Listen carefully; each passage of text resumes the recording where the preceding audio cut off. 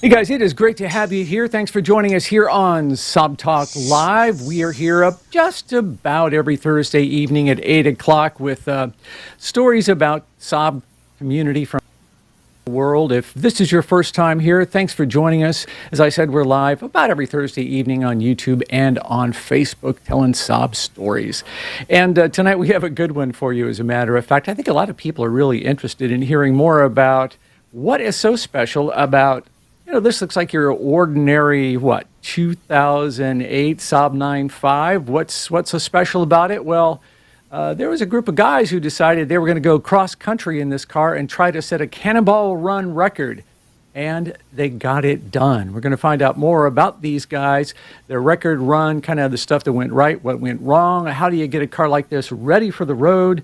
Lots of cool stuff coming up, so stick around with us. We're going to get to those three guys in just a moment. But first, I want to announce to you that we have a new sponsor, our first sponsor here on SAAB Talk Live. Happy to have them on board. It is the ToughGuard family of products, and ToughGuard is a company that's been around for a long time. They've been making paint sealants and other products to protect the surface of not only automobiles, but also aircraft and boats and heavy-duty equipment. So that is the history of the company, and what they're doing with us is announcing a new product. It is ToughGuard DIY, and like the name suggests, this is meant for guys like you and me, auto enthusiasts who want to do this ourselves. You want to protect your car, but you don't want to spend, $1,000 on a ceramic sealant job. This is a product that you can use yourself, apply yourself at home, and expect 5 years of protection against corrosion, UV damage, and then it just sheds road, dirt, grime,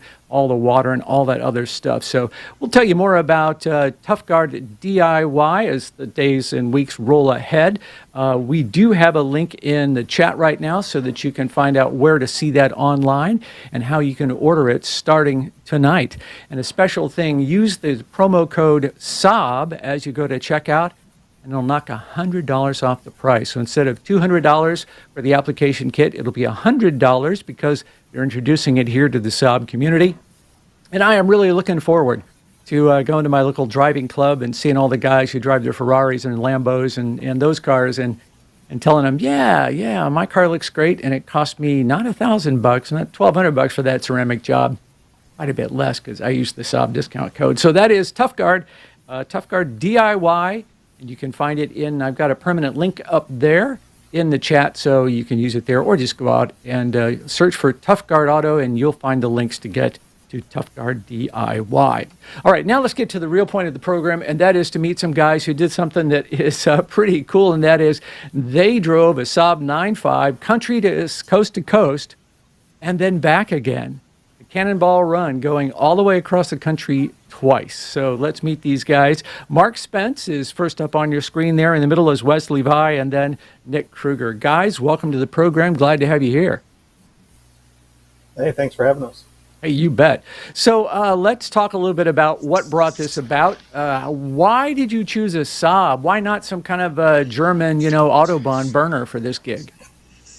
Well, I mean, everybody's taking the German cars these days. It seems like the obvious choice. My background has always been in the quirky and the weird cars. I grew up a car guy in general. I've always had a Corvette, loved trucks and all those types of things. But I grew up loving Volvos, got a SAAB when I was in high school, and I've had a SAAB almost ever since. Vigan collector.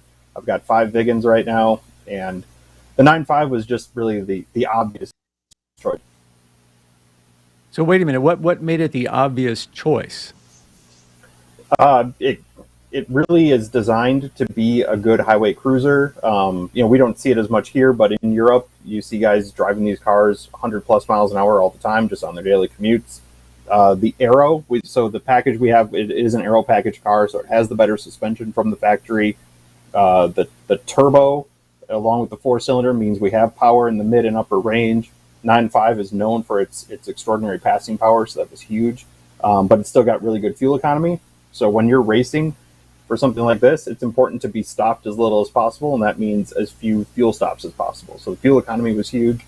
The car is super comfortable to ride in. We had heated and ventilated seats. Lots of room, even in the back. So it was a great car.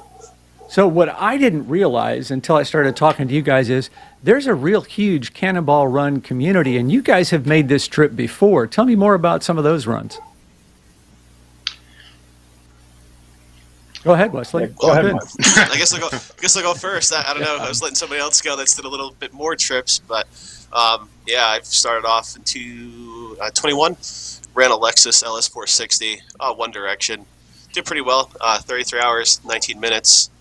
And then there was also an event called the Musket Ball, which that was an event that was put on, and you could only have 100 horsepower vehicles. So all of us lunatics got together with 100 horsepower cars, went across country. That time, didn't do too bad. I had a Volkswagen TDI. Everything went well. Only one fuel stop in Oklahoma City because we had a 40-gallon fuel cell in the trunk. But then I had to drive all the way back home to Pennsylvania, so it was almost like a second trip back. That's as far as my extents go. As far as my runs go, cross country, then I also did a Smoking the Bandit run. That's, Atlanta, Texarkana, and back. And then, Mark, this is not your first trip either, right? You've done this crazy stuff before? Yeah, and we actually broke my record, so. Oh, nice. I was one of the guys who did the Golden Weekend back in the first weekend of COVID, April 2020, I think, or 2021. No, it's 2020. I can't get my dates right. I did 28 hours and 30 minutes in a TDI SAAB. Wow. And that kind of got my name out in the community because I just said I'd go do it, and I did it. And then a couple weeks later, I got a call from my old driving partner, Chris Clemens. He's like, hey, you want to do a Cannonball again? I'm like, not really. But he's like, but I want to go back to New York. And that's kind of how the C2C thing got born. And we did that in 74 hours and 5 minutes. So hold that thought. 74 hours was the target. And then I think you guys did quite a bit better, but we'll get to that in just a second. Let's talk about what you did to prepare this car, and that was really quite a bit of work, right, Nick? Tell me about what some of the stuff that you had done. Yeah, so I have attempted to build Cannonball cars a couple of times, and got to varying states and never ended up making it. So this car I ended up purchasing in May of 2020. It was right after that Golden Weekend that Mark was talking about, where it was COVID, lockdowns, and roads were empty. Everyone was running Cannonballs, and I was like, I got to do this. So I searched specifically for a silver Dame Edna 9.5 Aero. I really wanted the automatic because the automatics are a little more robust in stock form. The Aero package, for like why I explained earlier, bought the car and brought it to Wisconsin. Really just went through everything, all the obvious SAAB things, the plugs, the cassette, the crank position sensor, all those types of things. Went through the car and did a fuel system on there as well. So I had a 22-gallon fuel cell in the trunk, and then I realized that I wanted a little more capacity, so we ended up doing a 32-gallon cell. Put some bigger brakes on there, better cooling system, and then I used the Nivamat adjustable rear suspension that was available on the wagons in Europe, and put that in the back to help accommodate for the weight from the fuel cell. Outfitted it with a whole bunch of electronics that you need for a Cannonball, and my wife and I actually took it out on a test run from our house in Wisconsin to the SAAB Museum in Sturgis in October of 2020. So that's my wife driving the car right there, testing it out while I'm fiddling with the electronics. According to her, it was doing pretty well at 100. So we were pretty happy with the way the car was moving at that point. And then my good friend Curtis and I actually took it on a Cannonball run in April of 2021. So that was kind of its true test at that point. We went New York to LA in 32 hours and 7 minutes. Pretty happy with that time, but wanted to build the car up a little more than that. So as you can see, I put a new turbo in the car afterwards, and a bunch more cooling things. Big downpipe. We'll get all of those detailed pieces, but tell me about this turbo. What's special about it? Why this particular unit? Sure. So I worked with Snailworks out of Sarasota, Florida, for the second round of the build. Cody down there is fantastic. He knows these cars in and out, and he helped me build a full list of everything we wanted to do to the car. He understood, where we needed the power, where we didn't need the power, and how to do that. So that turbo he built specifically, it's a hybrid turbo using a factory TD04 housing, but then better compressor wheel, I think it was, to really get better spool, especially in that mid and upper range. So he custom built that for the car and sent it up along with all the other goodies that we put in. Let's look at some of those other goodies. So here is just a sample of some of the stuff that went into the car. It's like Christmas. It is. Yeah, it is. Gosh. So like I said, Cody. Yeah. So Cody really helped with a lot of the basic SAAB mechanical stuff. You can see the updated intercooler, updated radiator, all the silicone hosing, a polished King Cobra pipe. We had special cams, T5 cams for the car. You can see the exhaust in the background there and the turbo. Yeah. Also, like I said, a lot of other Cannonball stuff. So the black box in the front, that Speed IR, that's our thermal camera. And then some of our other stuff that I think we're going to talk about there. And he topped it all off with a really good tune, brought everything together. We had some bigger injectors, bigger fuel pumps, so made sure that we had fuel in all the right areas of the build as well. So this is the shot outside where you guys started. This is the Red Ball Garage in New York. So why this place? Why specifically here? Mark or Wes, if you guys want to take that. This is where Car and Driver used to store all their cars back in the day, which is where Brock Yates ended up starting it out. That's where they ran their first Cannonball out of, and they ended at the Portofino. Yeah, the Portofino restaurant out in the Los Angeles area. We're going to get there in just a second. Redondo Beach. Redondo Beach, exactly. All right, so let's go back here and talk a little more about what happened during the drive. So this is a great shot. Do you know where it is or who took it? How you came across this pic? I know that's one of our spotters. When we rolled by, they just snapped a quick picture. It's hard to say exactly where that was at. So tell me about I would say allegedly Colorado area, maybe. I think that was allegedly the M3. No, we passed on the left. Yeah, that could have been the Charger. Oh, So you had spotters. Right. Now, what was the job of the spotters? Where were they? What were they looking for? How did they stay in touch with you? So we have a tracking app that pretty much shows dots of where everybody's at, and then also show us, on the map. So you click on it, you'll see our speed, location. Then we also have an individual sitting at their house that's like a command post where they work between us, they work between the spotters, and they pull it all together. And what the spotters are doing is basically getting out ahead of us, making sure everything's clear, there's no debris in the roadway, there's no car accidents, there's nothing going on that would be a threat to us, and to make sure we have a safe travel through. Gotcha. They mark it on Waze and GPS and stuff. Yeah. So that is pretty cool. Let's go back to some pictures here and see more of what was happening on the trip. So here we are looking at some of this technology, and I'm trying to read that speedo. I think that's only 2 digits there. How was... Yeah, nothing crazy. Nothing crazy. How crazy was that? Yeah, because you see an indication on the radar detector. You see that arrow facing up. That means we're getting some kind of contact in the front. So, walk me left to right, and what are all these screens? So it looks like a cell phone over there doing some route mapping. That's basic running Waze. And then if you look off to the right, there's one GPS that's doing overall speed, all the calculations, max speed, average speed, overall speed. Then the next GPS down, it also has the en route in the location. And there's the one radar detector. There's also a total of 3 radar detectors we had in that vehicle. And then there's a bunch of other stuff you still can't see yet. Yeah, so the obvious question is, did you have any interactions with the local gendarmerie? No, we just had a few close calls. The one that scared me pretty bad because, Mark was my co-driver with me at the time, and it was in a state that was doing some pretty sneaky stuff because we also have technology in the car that once, law enforcement keys up the radio, we could actually, within a mile, we'll get an alert saying like, hey, there's a radio transaction. So what it did is it gave the alert, and I just get off the gas immediately when I hear the alert.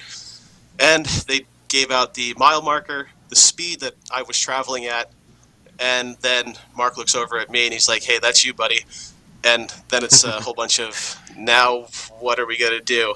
As we're approaching the crest of the roadway, red and blue lights come on, but it's it's not exactly near us. It's just over the crest, and I believe they pulled over a Maserati, so I think we lucked out.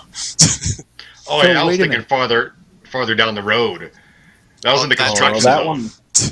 Yes. Yeah. The Maserati, I was sleeping in the back, and I just wake up and I hear some garble on the radio, and then I hear 123 and a 70, and then somebody going, "Yep, I got him." Like, oh man, we're so screwed. So wait a minute. It's possible that they got your time but assigned it to the Maserati because they would never picture a SAAB going 123 miles an hour? I don't know. It's weird because we didn't get any kind of alerts on any of our detectors. There was nothing laser, no response whatsoever. So the only thing I think they're doing is timing on the side of the roadway. That's how they got us or got somebody. Oh, that's cool. That is great. Okay, so here's another shot. Stuck in traffic. That's got a bite. That's L.A. Well, of course you're stuck in traffic, right? Yeah, of course you are. Right. You'll see the fuel gauge on the dash up there by the window. Oh, that's what that little round tank gauge is your fuel gauge? Yep, that's the auxiliary tank. Uh-huh. Yeah, so we had the main tank, obviously, and that's got, the 18 gallons in it, and then we had an auxiliary tank in the trunk that had the other 32 gallons. So that allowed us to keep track of where everything was. Yeah, we'll get to that in just a second, but now I'm seeing some triple digits here. What is that, 106 outside Allegedly. of Youngstown, Ohio? Close Maybe, course. possibly. I could be reading that wrong, but yeah. It might be in kilometers an hour. That's it. Yeah, of I think course, that's right. Yeah, that's what it was. So here's the Dame mid route, and here's what you were just talking about, right, Nick? So let's walk me through what you got going on here. Yeah. So like I said, when I first built the car, it had a 22-gallon cell in the trunk. Ended up wanting to go a little more capacity. So this is a 32-gallon fuel cell. It's hooked up so that you can see the pump in the middle there. It pumps from this into the main tank. So we had timed out the pump that 1 minute of running the pump is roughly 1 gallon of fuel. So we would run until we were just below a half a tank on the main tank. And we had a toggle switch on the dash, and we'd flip that on for 5 minutes, and that would transfer 5 gallons of fuel into the main tank, and we could just keep going. So with 50 gallons on board, we had a range of about 700 miles. So we stopped every 600 for fuel. That had to be. Go ahead. And hopefully you remembered to turn off the toggle switch because, that's one thing that you sort of forget as you're going. You're like, okay, I would set a timer on my phone, talk to, the phone and set up a timer. Well, sometimes you're like, oh, I got this. And then next minute, my check engine light's flashing at me and the car's now sputtering in Colorado. Yeah. I'm like, this is not what I need. All my fault. I think an alarm started going off. Something happened that distracted me. And then I looked down and I'm like, oh, crap, I was running the fuel pump. And that was just as the engine started running on. And so what was happening there? We overfilled the main tank and actually started filling up the evap, the charcoal canister. Oh, yeah, fun. So we had to. It was another. We had to run her hard for a short bit. Yeah. It dried out. So. Yeah. Was that the only oh shit moment, or were there others? Nope. How about the first one in Pennsylvania as we hear a metal on metal sound as I'm driving? Mark's like, yeah, it's coming from the left rear somewhere. And I'm like, oh, great. We are literally in like 2 states, 3 states away, and we're going to have this problem already. And all of a sudden, he's just like, I don't hear it anymore. Well, come to find out, the exhaust tip came off the back of it, and it's in some area in Pennsylvania. I'd forgotten all about that until I looked at the car yesterday. Yeah, we pulled over to swap drivers, and we looked back there, and there was no exhaust tip. We were like, well, all right, well. All right, so somewhere in Pennsylvania, there's a souvenir. Yeah. On the roadside. Oh, there was a little transmission issue we ran into. Ooh, do tell. Scared me.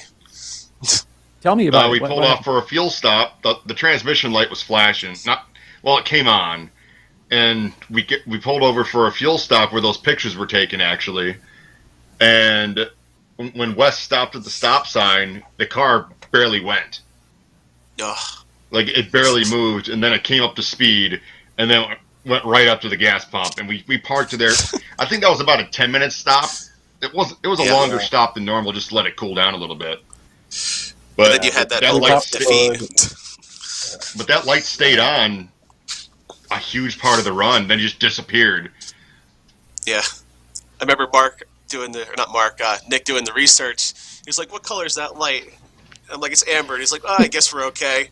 And then I had to like just pretty much baby the thing, and then it's all from when we had a spotter in front of us. We ran the car really, really hard, and it just probably overheated the transmission. So yeah. Well, I guess they built these cars tough, but not as tough as you needed it to be at that moment. So tell me about what we're seeing here on the front of the car. There's a extra lighting, and then what else?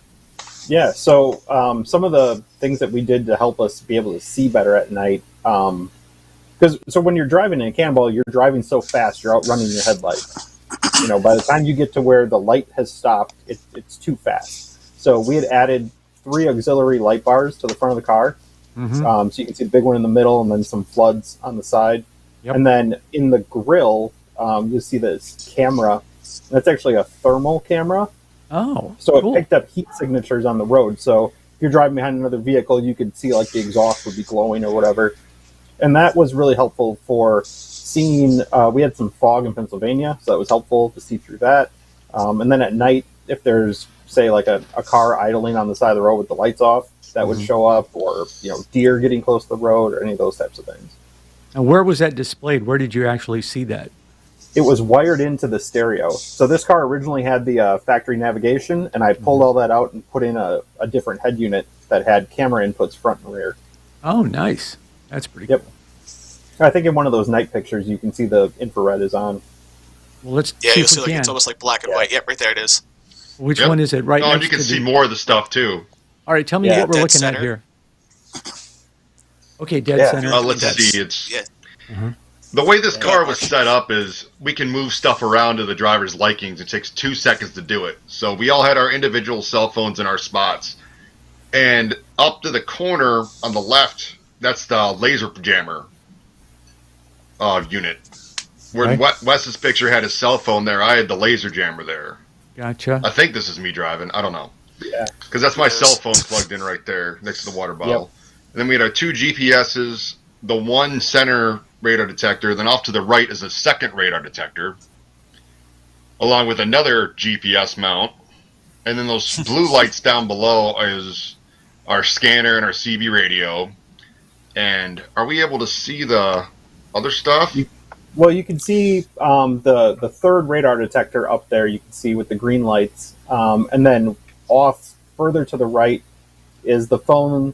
We had another phone that was running another app that was layering in traffic, police, Aircraft. Highway radar. Aircraft. Yeah, so we were tracking any aircraft that came near the vehicle. It would tell us the tail number and what kind of aircraft it was. Get out. There's an amazing app called Highway Radar, and it gathers information from all the different apps.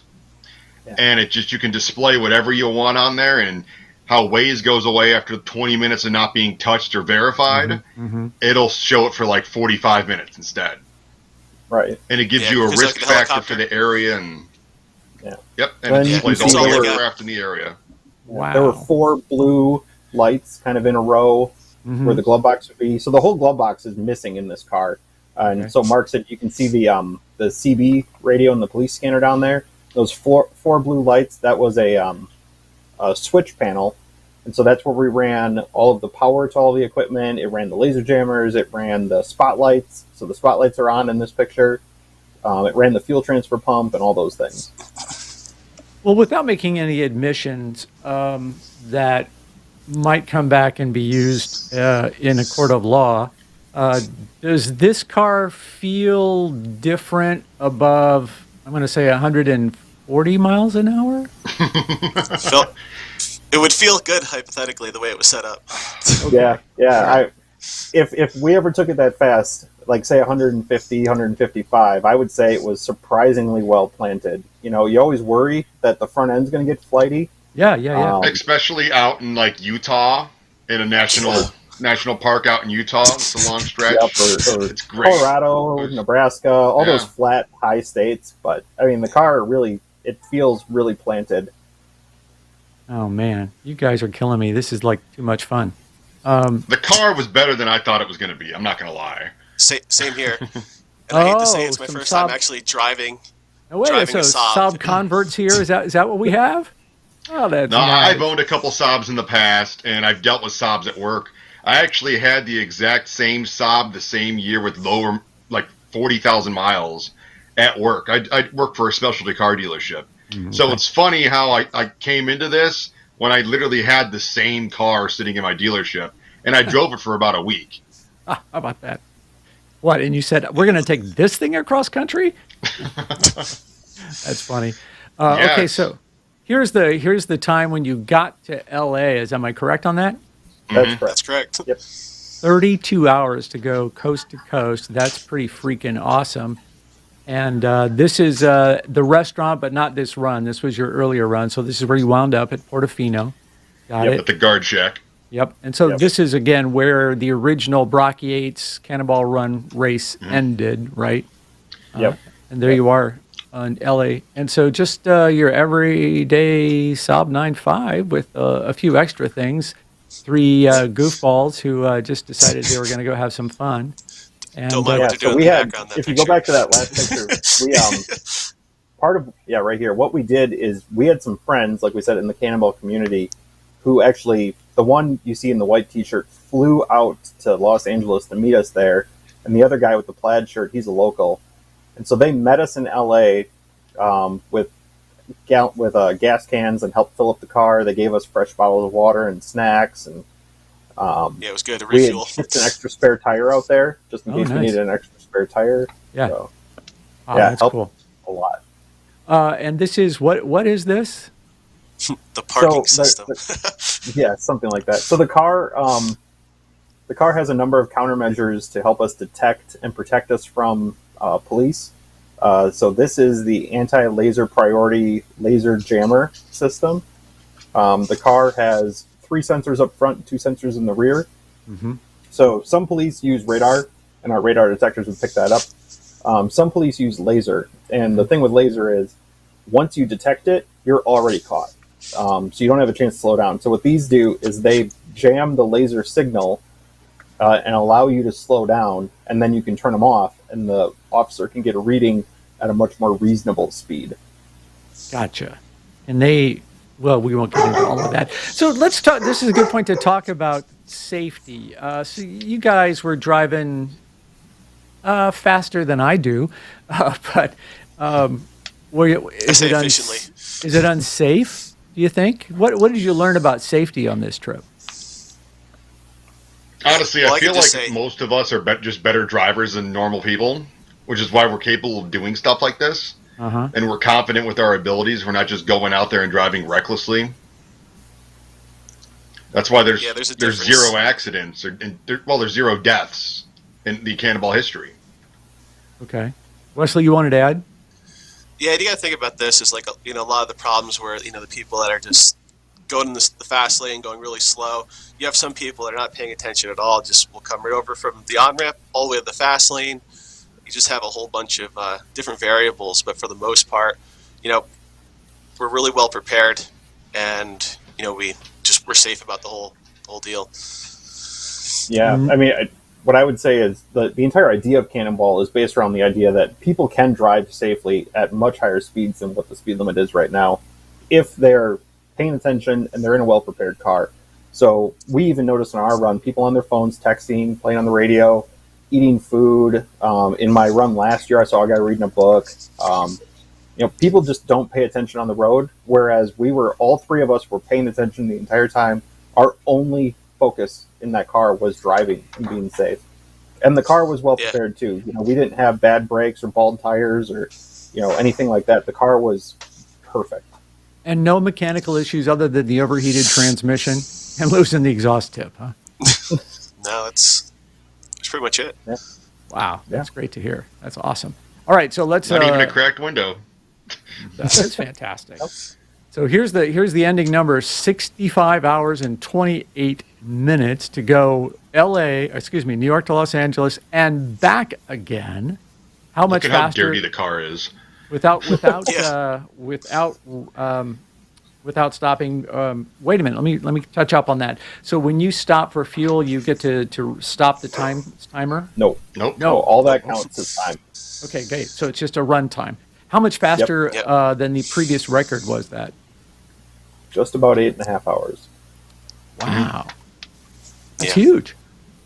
And the last time I did it, which was my record that I beat, which is pretty crazy, it was just 2 of us in a car. It wasn't a 3-man team; it was just a 2-man team. Yeah, I During don't know how they COVID. did that. Yeah, during COVID. So it's kind of like when people bring up the COVID joke. Oh, you did it during COVID. Well, I just beat my own record outside of COVID by 8 hours. All right, so 65 hours in the car with 3 guys, and this is what you get. A little bit of a party. Yeah, I guess so. Wow, I'll bet the The car backseat smelled looks good, worse. too. Yeah, there's Mark's tissues. Well, the tissues are for crying. The water bottles, that's Wes's muscle milk, and I wanted the Dr. Pepper. All right. Fantastic, guys. Really great. Somebody's asking here, any hard braking during the run? Carl gets squirmy on you at all? Plenty. Actually, there is hard braking, but I don't remember the car getting squirmy. Yeah, not at all. We There was had that so pothole one that of the, launched us into orbit, though. Oof. Yes. That was yeah, bad. that was What? Say that But we again? did have bigger So- brakes. So one of the upgrades that I got from Snail actually was a 315 millimeter brake kit. The slotted and cross railed, and it's got the big Brembo calipers on it, and they really did well. The first run I did, we had a little brake fade, so I really wanted to make sure I stayed away from that this time, and those brakes just kept hooking up every time. Nice. Yeah, there was no problems with those brakes. You can lay into them. That car was staying square. Like there was no problems with it at all. Oh, that is so cool. Well, great. Guys, I've And really we did enjoyed realize. Go ahead. God, Sorry. you're good. No, we did realize that the brake calipers. If we got a flat tire, we'd have to rotate the tires around so a certain rim would fit as our spare because it was the caliper was too big for what we had set up. It's a fantastic story, you guys. Really glad that we connected tonight. You going to do this again? Is this one and done? What's left? Beat the record? Well, I don't know. I mean, it was a lot of fun. I guess we'll see. Yeah. No comment, I guess, on that. The chapter's not closed on this. All right. Is it going to be a SAAB again, or are you going to do something else? Of course, it's a Saab. Yeah, Okay. well, I don't know why No. not. I mean, who knows? It's too early to tell, but we'll see, and we'll keep everybody up to speed. Well, guys, thanks so much for joining. I really appreciate it. I think people had a good time listening to this crazy tale, and let me know if you're going to go again. And maybe we can touch base with you on the road at whatever triple-digit speed you might be. Thanks, guys. Maybe. Sounds good. I know we Thanks got a for bunch of our having us. fans in the comments. I saw them pop up. Yeah, Yeah, and I think you feel did. bad for one guy, and I want to mention it, Brett. He was one of our spotters in Pennsylvania, and he's just doing the spotter thing. He gets off the highway, hits a pothole, gets a flat tire, and now he's sitting on the exit waiting to get this tire repaired and stuff like that. And here comes PennDOT off the exit, filling the pothole right in front of him. And I know he was on here. I saw his comment pop up, and I'm just like, man, I still feel so bad for that because without us, he wouldn't have had that flat tire. All right. Well, it takes a community, it sounds like, to run the Cannonball, and the SAAB community is what we're all about. So I'm glad to have you guys here sharing your story with them. Thanks again for being here. Awesome. Cool, Thank you very much. All right. You guys hang out. Thanks. And thank you guys for joining tonight. What a great crowd. Really enjoyed the story. And just a quick reminder that I want to say thanks to our sponsor this evening, our new sponsor, and that is Tough Guard DIY, a new paint sealant and protectant that is as effective as ceramic. There, I just said it right out loud, but it's only going to cost you $100. So if you go to order Tough Guard, instead of the $200 retail price, $199, if you enter the code SAAB at checkout, the promo code SAAB, these guys are going to knock off $100 because they're introducing the product right here to the SAAB community tonight. All right, there you go. Guys, thanks for being here. Not going to be around next Thursday night. I'm traveling the week after. We will be back, though. I hope to hook up with you then. We'll see you for the next episode of SAAB Talk Live.